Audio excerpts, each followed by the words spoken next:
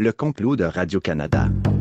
Après que Bill Gates ait créé la COVID-19 pour dépeupler la Terre. Après que le gouvernement américain ait fait tomber les 2 tours du World Trade Center. Après que personne n'ait jamais marché sur la Lune. Après que JFK ait été assassiné par la CIA. L'industrie alimentaire nous veut du mal.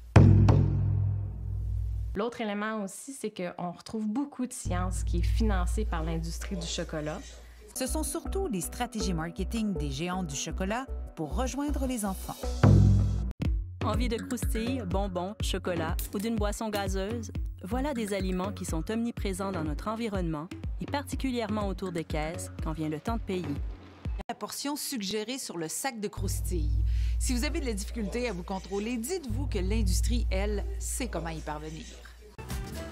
La consommation de gras, de sel et de sucre va activer dans notre cerveau des hormones qui sont associées au plaisir. Dans ces produits-là, il y a vraiment des considérations qui sont mises pour essayer de nous faire perdre le contrôle.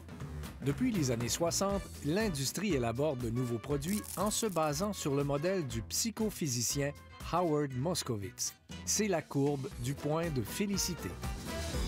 Le point de félicité, c'est le point à laquelle la saveur de l'aliment va maximiser le plaisir en bouche. Puis l'industrie sait très bien que nos besoins sont limités, mais nos désirs, eux, sont illimités. Il y a du sucre dans la majorité des pains vendus en épicerie. Trop au point de vouloir les taxer? Au Canada, présentement, c'est 26 milliards de dollars que ça nous coûte en maladies associées à une mauvaise alimentation. C'est énorme.